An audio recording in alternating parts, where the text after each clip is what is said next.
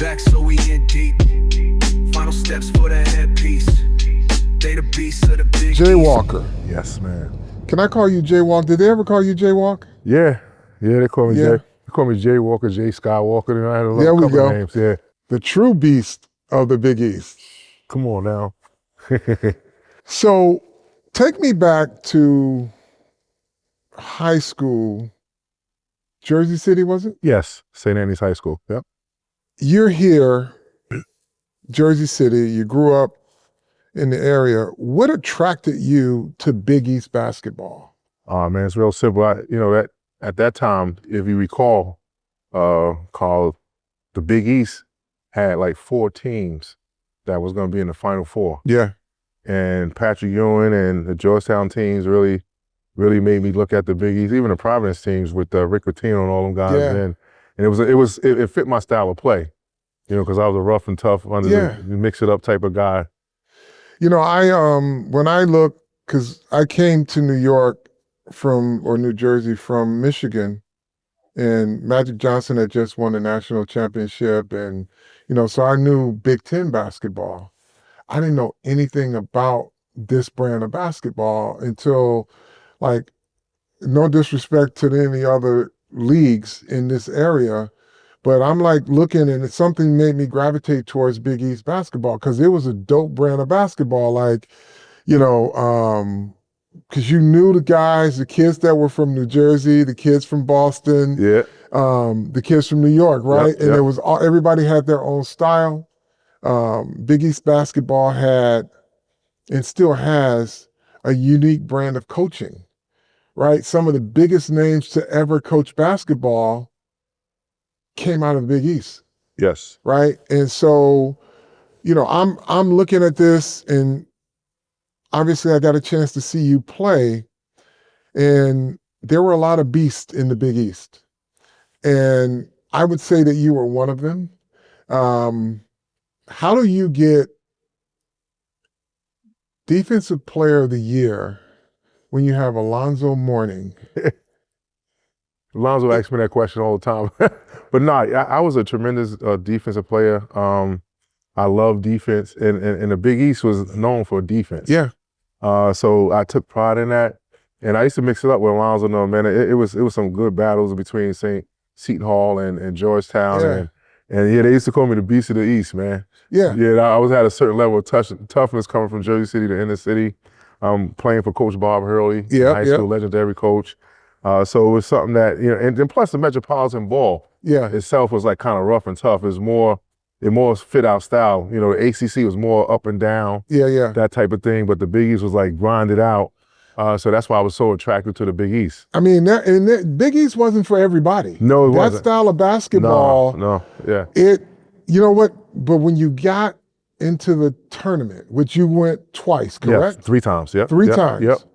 You were battle tested. Yes, we were. Right, because if you come out of the Big East, you won the Big East and you won the Big East tournament.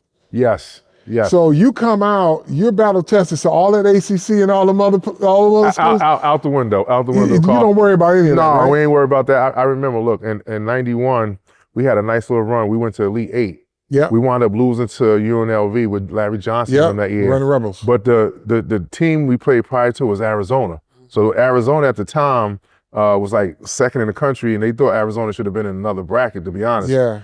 We wound up beating Arizona. They had like Sean Rooks and Chris Mills, and they had a lot of guys that was going to the NBA. But when I was playing them in terms of physical play, I was pushing Sean right off the blocks like it was nothing. Because you're pushing Alonzo Mourning. Yeah. And it's so many other good players in the Big East. So you're built for it, right? That's the beast of the Big East, right? That's beasting. Yes, that's to sum it up. And we should prey on people like that because we knew like the ACC, they was a little bit more softer than us. And I would talk to them. And I recall playing against Duke, although they did beat us, but Christian Laettner, he was this great college basketball player. He was tall, he could shoot it, but I was just like pushing him off the blocks like it was like no tomorrow. Yeah, and that's the beautiful part again about the style of basketball, because it reminds me of the NFC East where I played. Yes, right. That's a good comparison. So there was a period where we owned the 80s, meaning the NFC East. Yep. Super Bowl came through Washington or New York. Yep. And if it wasn't Washington or New York, it was in San Francisco. And one of us had to beat San Francisco. Yeah. So, and for, I think, almost the entire decade, I think we gave one up to Chicago. But when we went outside of the East, it was like, these kids are soft. Yeah, y'all was much more physical. Much more physical. And I think that's the analogy I would take as a football player, but just watching the style of play, but it wasn't just bully ball. There was skill. It was skill and there was shooters, there were, you had everything. Yes. And then think about the high school you came from is world-renowned. Man. Right? About 6 summers ago, Dime Magazine rated the top 75 high school basketball teams in ranking. And we was #1, past the MAFTA teams, all the New York City teams. Yeah. And the one thing they said, we had great talent, we had great defense, and we had the best high school coach of all times. But getting back to your point about the football, like let's just take the Super Bowl from this year. Yeah. I mean, Philly manhandled them. Right, exactly. It was just like a different brand of football, right? Yeah, they manhandled them, and I couldn't believe it. Yeah, it was good to see the NFC. Yeah. It was good to see Philly and Washington back up to that status, and I'm pretty excited about that. Yeah, I just need to get my Giants back up to that status too, and then we'll be all right. But Bill Parcells came to our senior dinner, and he was the keynote speaker, and he was talking. He was wonderful, and he said to the crowd, he said, Jerry, you're in the wrong sport. You should come to training camp with the Giants. Bill was a big basketball guy, because he and Bobby Knight were good friends. Yes. And he loved, if you could play basketball, he would either have you as a tight end or a linebacker. Yeah. Because he liked big athletic players. Yeah. So. I should have took him up on that offer. Yeah, he used to play us. We had a basketball hoop in the old Giant Stadium. At lunchtime, he used to come out and we used to play. Really? Yeah. Bill was pretty good at a nice shot. Okay. Yeah. That's good to know. That's good to know. I want to thank you for just having this conversation and sharing some stories with me, but I do have one more question for you. Taking you back again to your high school days. Yep. What was your first starter jacket? Oh man, I had a 76ers, man.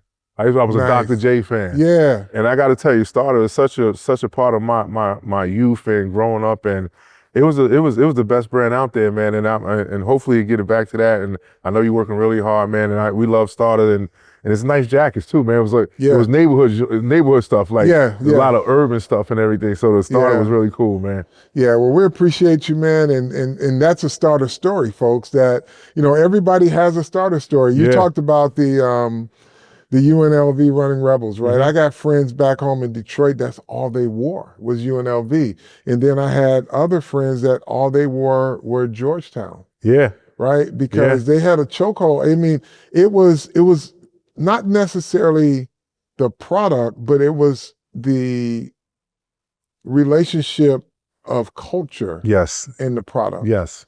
Right? And this was before shoes were around, right? So this was that. I mean, this was like the start. This was even before Nike and everything. Correct. Starter was everything in the neighborhood, man. That was how you identified with your favorite player, like you said. Yep. Your favorite team. Yep. Like the Running Rebels. There was always some point of connection. Yes. Between Starter and your favorite sport. Period, or player. And I got to be honest, my first Starter college team was Georgetown. There we go. Yeah, but I went to Seton Hall, but it was definitely the Georgetown Hoyas Starter. Yeah, well, I'm happy to hear that because we're doing a Beast of the Big East collection that's dropping during the Big East tournament, and these are the type of stories that people should hear. As they gravitate and buy their favorite team. Appreciate you, man. Dog. Appreciate you too, man. All right. Good luck with everything. Yeah. Peace. Peace of the East, man. Start a brand coming back, so we in deep. Final steps for the headpiece. They the beast of the Big East.